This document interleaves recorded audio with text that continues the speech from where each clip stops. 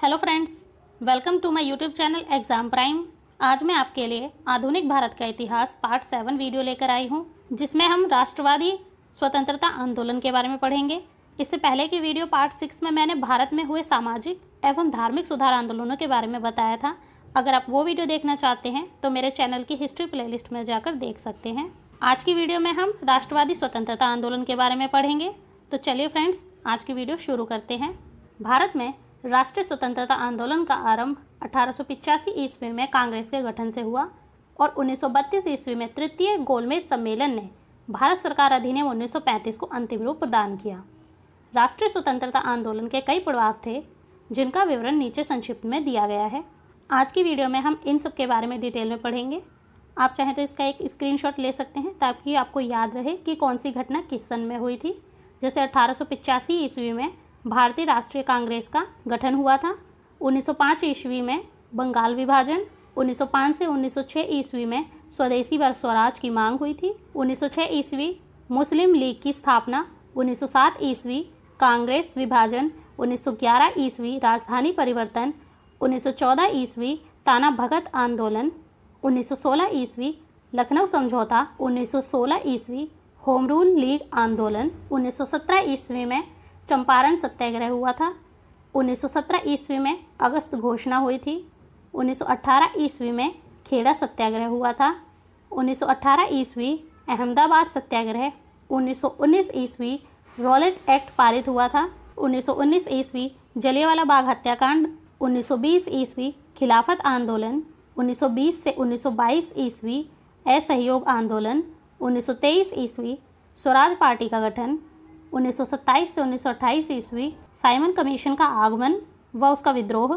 1928 ईस्वी में बारदोली सत्याग्रह हुआ था, 1929 ईस्वी में लाहौर अधिवेशन, 1930 ईस्वी में दांडी मार्च, 1930 ईस्वी प्रथम गोलमेज सम्मेलन, 1931 ईस्वी गांधी इरविन समझौता, 1931 ईस्वी द्वितीय गोलमेज सम्मेलन, 1932 ईस्वी पूना पैक्ट और 1932 ईस्वी तृतीय गोलमेज सम्मेलन। तो आज की वीडियो में हम इन सभी टॉपिक्स के बारे में डिटेल में पढ़ेंगे।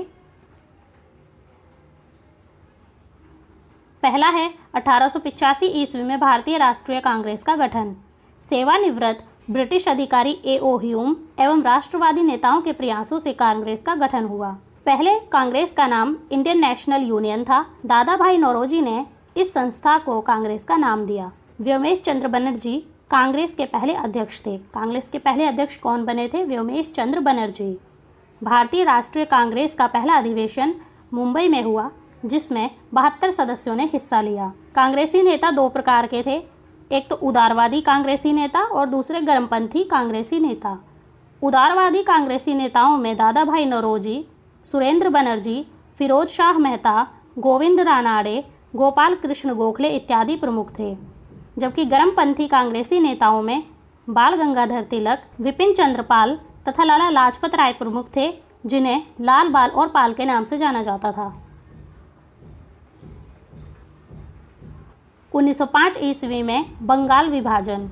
20 जुलाई 1905 ईस्वी को बंगाल में जारी राष्ट्रीय चेतना को समाप्त करने के उद्देश्य से लॉर्ड कर्जन ने बंगाल विभाजन की घोषणा की। लॉर्ड कर्जन बंगाल में राष्ट्रीय चेतना को समाप्त करना चाहता था, इसलिए उन्हें बंगाल को भारत से विभाजित करने की घोषणा की। 7 अगस्त 1905 से ही बंग भंग यानी बंगाल को भंग करने के विरोध में बहिष्कार आंदोलन प्रारंभ हो गया और इस आंदोलन का प्रसार पंजाब, मुंबई, आंध्र प्रदेश तथा मद्रास में भी हुआ। 16 अक्टूबर 1905 ईस्वी को रक्षाबंधन के दिन को रक्षाबंधन दिवस एवं शोक दिवस के रूप में मनाया गया। 1905 ईस्वी के बाद समाचार पत्र भी क्रांतिकारी राष्ट्रवाद का समर्थन करने लगे। नेक्स्ट है 1905 से 1906 ईस्वी में स्वदेशी व स्वराज की मांग। लाल बाल पाल और अरविंद घोष के प्रयासों के फलस्वरूप स्वदेशी व स्वराज की मांग की गई। 1905 ईस्वी में बनारस अधिवेशन में गोपाल कृष्ण गोखले की अध्यक्षता में कांग्रेस ने स्वदेशी की मांग की और 1906 ईस्वी में कलकत्ता अधिवेशन में दादा भाई नौरोजी की अध्यक्षता में कांग्रेस ने स्वराज की मांग की। नेक्स्ट है 1906 ईस्वी में मुस्लिम लीग की स्थापना। 1906 ईस्वी में सलीमुल्लाह खां एवं आगा खां के नेतृत्व में ढाका में मुस्लिम लीग की स्थापना हुई। मुस्लिम लीग के प्रथम अध्यक्ष वकार उल मुल्क मुश्ताक हुसैन थे। मुस्लिम लीग का उद्देश्य ब्रिटिश सरकार के प्रति मुसलमानों की निष्ठा में वृद्धि करना तथा मुसलमानों के राजनीतिक अधिकारों की रक्षा करना था। सन 1907 ईस्वी में कांग्रेस का विभाजन। 1907 ईस्वी में कांग्रेस का वार्षिक अधिवेशन सूरत में आयोजित किया गया। इस अधिवेशन में उदारवादी तथा उग्रवादी कांग्रेसी नेताओं के बीच वैचारिक मतभेद सामने आया। 1911 ईस्वी में राजधानी परिवर्तन हुआ। 1 अप्रैल 1912 ईस्वी में दिल्ली को कोलकाता की जगह भारत की नई राजधानी बनाया गया, जिसकी घोषणा पहले ही की जा चुकी थी। 1914 ईस्वी में ताना भगत आंदोलन। 1914 ईस्वी में यह बिहार के दक्षिणी भाग यानी अब के झारखंड में आरंभ हुआ। ताना भगत आंदोलन में सत्याग्रह को महत्व दिया गया तथा यह आंदोलन जतरा भगत नामक व्यक्ति के नेतृत्व में हुआ। यह आंदोलन ऊंची भूराजस्व दर तथा चौकीदारी कर के विरुद्ध आरंभ हुआ था, क्योंकि अंग्रेजों ने ऊंची भूराजस्व दर लगाई थी और चौकीदारी कर को काफी बढ़ा दिया था। इसके विरोध में ताना भगत आंदोलन हुआ था, जिसका नेतृत्व जतरा भगत नामक व्यक्ति ने किया था।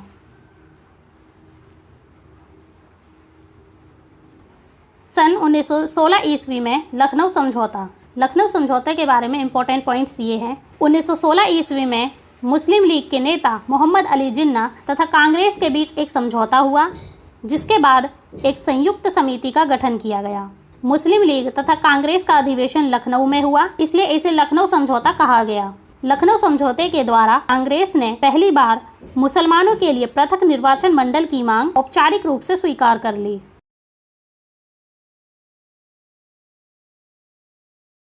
सन 1916 ईस्वी में होम रूल लीग आंदोलन।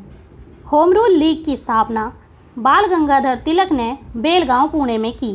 तिलक ने मराठा तथा केसरी नामक समाचार पत्रों का संपादन किया तथा सितंबर 1916 ईस्वी में एनी बेसेंट ने Akhil Bharatiya home rule league का गठन मद्रास में किया। एनी बेसेंट ने कॉमनवेल्थ न्यू इंडिया समाचार पत्र के माध्यम से होम रूल लीग के विचारों का प्रसार किया।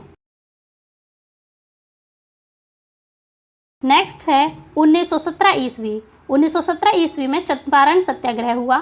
चंपारण सत्याग्रह के बारे में इंपॉर्टेंट पॉइंट्स ये हैं कि 1917 ईस्वी में चंपारण के किसान राजकुमार शुक्ल के निमंत्रण पर गांधी जी चंपारण आए। चंपारण में किसानों की स्थिति 3 खटिया पद्धति के कारण खराब थी। 3 खटिया पद्धति, जिसके अनुसार भूमि के 3/20वें हिस्से पर नील की खेती करना अनिवार्य था। 20 में से 3 हिस्से पर नील की खेती करना अनिवार्य था और नील की खेती करने से भूमि की उर्वरक क्षमता खराब हो जाती थी। चंपारण सत्याग्रह के दौरान गांधी जी के कुशल नेतृत्व से प्रभावित होकर रविंद्रनाथ टैगोर ने उन्हें महात्मा की उपाधि प्रदान की।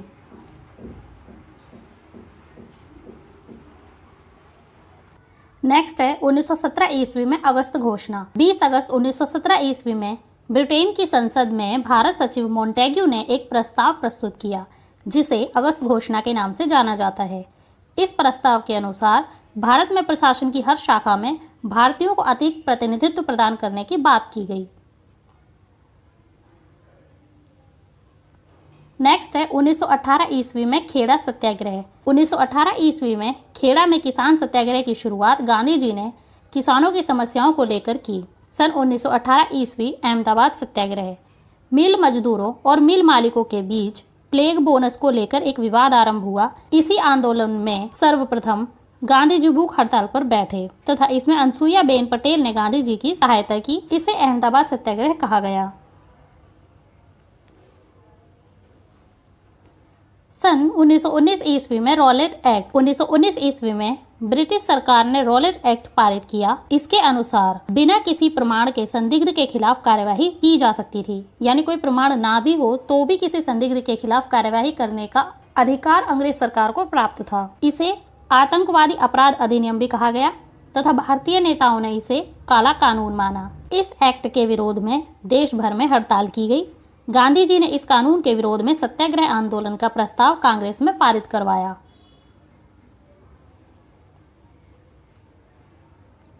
नेक्स्ट है 1919 ईस्वी में हुआ जलियांवाला बाग हत्याकांड।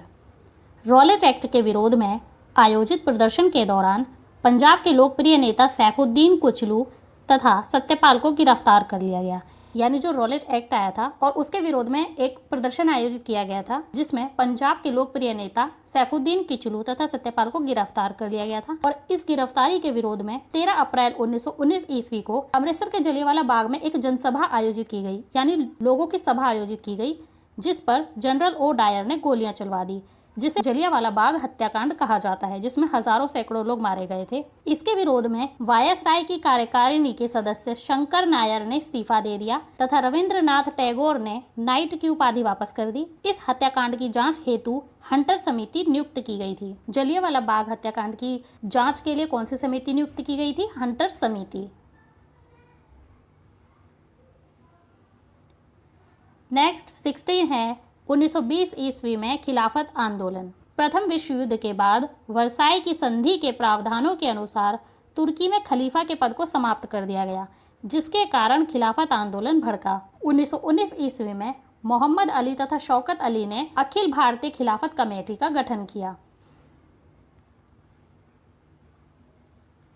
नेक्स्ट है 1920 से 1922 ईस्वी में हुए असहयोग आंदोलन। 1920 ईस्वी में लाला लाजपत राय की अध्यक्षता में हुए कलकत्ता अधिवेशन में असहयोग आंदोलन का प्रस्ताव पारित किया गया और कांग्रेस के नागपुर अधिवेशन में इसकी पुष्टि की गई। गांधी जी ने बहिष्कार की घोषणा की तथा विद्यार्थियों ने विद्यालय और वकीलों ने अदालतों का बहिष्कार किया। मोहम्मद अली पहले नेता थे जिन्हें सर्वप्रथम असहयोग आंदोलन में गिरफ्तार किया गया था।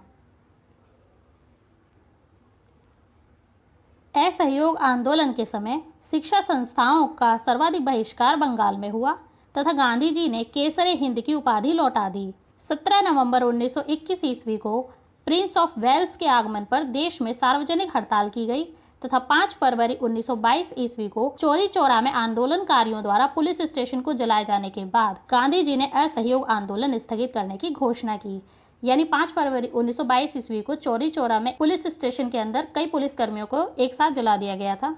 ये आंदोलनकारियों द्वारा किया गया एक ऐसा काम था जिसके बाद गांधी जी ने असहयोग आंदोलन को स्थगित करने की घोषणा कर दी। नेक्स्ट है 1923 ईस्वी में स्वराज पार्टी का गठन। 1923 ईस्वी में असहयोग आंदोलन के स्थगित होने के बाद मोतीलाल नेहरू, CR दास, NC केलकर ने इलाहाबाद में स्वराज पार्टी का गठन किया। नेक्स्ट है 1927 से 1928 ईस्वी में साइमन कमीशन। साइमन कमीशन क्या था और ये कैसे भारत आया, इसका विरोध किस प्रकार हुआ? तो 1927 ईस्वी में वायसराय लॉर्ड इरविन ने महात्मा गांधी को दिल्ली बुलाकर यह सूचना दी कि भारत में वैज्ञानिक सुधार लाने के लिए एक रिपोर्ट तैयार की जा रही है, जिसके लिए एक कमीशन बनाया गया है, जिसके अध्यक्ष सर जॉर्ज साइमन होंगे। इसे साइमन कमीशन के नाम से जाना गया। इस कमीशन में 7 सदस्य थे और इसके सभी 7 सदस्य ब्रिटिश थे। इनमें से कोई भी भारतीय नहीं था। किसी भी भारतीय के शामिल नहीं होने के कारण ही भारत में साइमन कमीशन का विरोध हुआ। साइमन कमीशन के मुंबई पहुंचने पर हड़ताल आयोजित की गई तथा लाहौर में साइमन कमीशन का विरोध करते हुए पुलिस की लाठी से लाला लाजपत राय घायल हुए और उनकी मृत्यु हो गई। नेक्स्ट है नेहरू रिपोर्ट। मोतीलाल नेहरू की अध्यक्षता में एक समिति गठित की गई जिसमें संविधान के सिद्धांतों को निर्धारित किया गया। इस रिपोर्ट में मुसलमानों को पृथक निर्वाचन मंडल देने से मना किया गया। मुस्लिम लीग तथा सिख समुदाय दोनों ही नेहरू रिपोर्ट से संतुष्ट नहीं थे। फिर आया जिन्ना फार्मूला। नेहरू रिपोर्ट के समानांतर जिन्ना ने भी 14 सूत्री फार्मूला तैयार किया। जिन्ना फार्मूले में पृथक निर्वाचन मंडल के स्थान पर केंद्रीय सदन में स्थान तथा पंजाब और बंगाल में 50% आरक्षण मुसलमानों को देने की बात रखी गई। इससे नेक्स्ट है 1928 ईस्वी में हुआ बारदोली सत्याग्रह। गुजरात के बारदोली में किसानों पर 30% अतिरिक्त लगान की वृद्धि की गई। इसका किसानों ने विरोध किया। इसे ही बारदोली सत्याग्रह कहा गया। बारदोली के किसानों के आंदोलन का नेतृत्व वल्लभ भाई पटेल ने किया। बाद में अंग्रेजी सरकार ने 30% लगान वृद्धि को वापस ले लिया और इस वृद्धि को 6.5% ही रहने दिया। बारदोली सत्याग्रह की सफलता के बाद यहाँ की महिलाओं ने वल्लभ भाई पटेल को सरदार की उपाधि दी। नेक्स्ट है 1929 ईस्वी में हुआ लाहौर अधिवेशन। 1929 ईस्वी में लाहौर में कांग्रेस का वार्षिक अधिवेशन आयोजित हुआ। लाहौर अधिवेशन की अध्यक्षता जवाहरलाल नेहरू ने की। इस अधिवेशन में पूर्ण स्वराज को कांग्रेस का अंतिम लक्ष्य निर्धारित किया गया, यानी कि पूरी तरह से स्वयं का राज हो, ऐसा कांग्रेस का अंतिम लक्ष्य निर्धारित किया गया। नेक्स्ट है 1930 ईस्वी में दांडी मार्च। गांधी जी ने अपने 78 अनुयायियों के साथ साबरमती आश्रम से दांडी तट की यात्रा आरंभ की। इस यात्रा का उद्देश्य नमक कानून का उल्लंघन करना था। इस कारण इसे नमक सत्याग्रह भी कहा जाता है। 6 अप्रैल 1930 ईस्वी को नमक कानून तोड़कर गांधी जी ने सविनय अवज्ञा आंदोलन आरंभ कर दिया। नेक्स्ट है 1930 ईस्वी में प्रथम गोलमेज सम्मेलन का होना। 12 नवंबर 1930 से 13 नवंबर 1931 ईस्वी तक प्रथम गोलमेज सम्मेलन का आयोजन लंदन में हुआ। इस सम्मेलन का उद्घाटन ब्रिटेन के सम्राट जॉर्ज पंचम ने किया तथा इसकी अध्यक्षता प्रधानमंत्री रैमजे मैकडॉनल्ड्स ने की। इस सम्मेलन में कांग्रेस ने भाग नहीं लिया था। नेक्स्ट है 1931 ईस्वी में गांधी इरविन समझौता। 5 मार्च 1931 ईस्वी को गांधी जी तथा तत्कालीन वायसराय इरविन के बीच एक समझौते पत्र पर हस्ताक्षर हुए। इसे दिल्ली समझौता भी कहा जाता है। समझौते में गांधी जी की 11 सूत्रीय मांगों में से कई मांगों को मान लिया गया। गांधी जी ने 11 सूत्रीय मांग रखी थी, उनमें से कुछ मांगों को मान लिया गया। कांग्रेस की ओर से सविनय अवज्ञा आंदोलन को वापस लेने का आश्वासन दिया गया तथा गांधी जी ने द्वितीय गोलमेज सम्मेलन में भाग लेने के प्रस्ताव को मान लिया। जिस समय कांग्रेस का कराची अधिवेशन चल रहा था, उसी समय भगत सिंह, राजगुरु एवं सुखदेव को फांसी दी गई। नेक्स्ट है 1931 ईस्वी का द्वितीय गोलमेज सम्मेलन। इसके इंपॉर्टेंट पॉइंट्स ये हैं कि 7 सितंबर से 1 दिसंबर 1931 ईस्वी तक इस सम्मेलन का आयोजन लंदन में किया गया। गांधी जी ने कांग्रेस के प्रतिनिधि के रूप में इस सम्मेलन में भाग लिया। द्वितीय गोलमेज सम्मेलन असफल रहा और इसकी असफलता के कारण भारत वापस आकर गांधी जी ने पुनः सविनय अवज्ञा आंदोलन आरंभ कर दिया। नेक्स्ट है सांप्रदायिक पंचाट। तत्कालीन ब्रिटिश प्रधानमंत्री रैमजे मैकडॉनल्ड ने कम्युनल अवार्ड जारी किया। इस कम्युनल अवार्ड के अनुसार मुसलमानों, सिखों, भारतीय और ईसाइयों के साथ साथ दलित वर्ग के लिए भी पृथक निर्वाचन पद्धति लागू करने की बात की गई, लेकिन गांधी जी ने इसका समर्थन नहीं किया। 1932 ईस्वी का पूना पैक्ट। 20 सितंबर 1932 ईस्वी में महात्मा गांधी ने दलितों को पृथक निर्वाचन मंडल प्रदान करने वाले कम्युनल अवार्ड का विरोध करने के लिए यरवदा जेल में आमरण अनशन आरंभ किया। 26 सितंबर को B.R. अम्बेडकर तथा गांधी जी के बीच एक समझौता हुआ, जिसमें दलितों के लिए 71 स्थान की जगह सुरक्षित स्थानों की संख्या 148 करने तथा संयुक्त निर्वाचक मंडल स्वीकार करने की बात कही गई। इसे पूना पैक्ट कहा गया। केंद्रीय विधानमंडल में 18% सीटें दलित वर्ग के लिए आरक्षित हो गई। नेक्स्ट है 1932 ईस्वी में हुआ तृतीय गोलमेज सम्मेलन। 17 नवंबर 1932 से 24 दिसंबर 1932 ईस्वी तक लंदन में तीसरे गोलमेज सम्मेलन का आयोजन किया गया। भारतीय कांग्रेस ने इसका बहिष्कार किया तथा कांग्रेस ने इस तृतीय गोलमेज सम्मेलन में भाग नहीं लिया। तीसरे गोलमेज सम्मेलन में भारत सरकार अधिनियम 1935 को अंतिम रूप प्रदान किया गया। इन राष्ट्रवादी आंदोलनों के साथ कुछ क्रांतिकारी अधिकारी आंदोलन भी हुए, जिनके बारे में मैं नेक्स्ट वीडियो में बताऊंगी। तो ये हमारी आज की वीडियो थी, और अगर आपको ये वीडियो पसंद आई, हेल्पफुल लगी, नॉलेजेबल लगी, तो प्लीज़ लाइक करें, शेयर करें और लेटेस्ट वीडियोज़ के लिए मेरे चैनल को सब्सक्राइब करें। Thank you.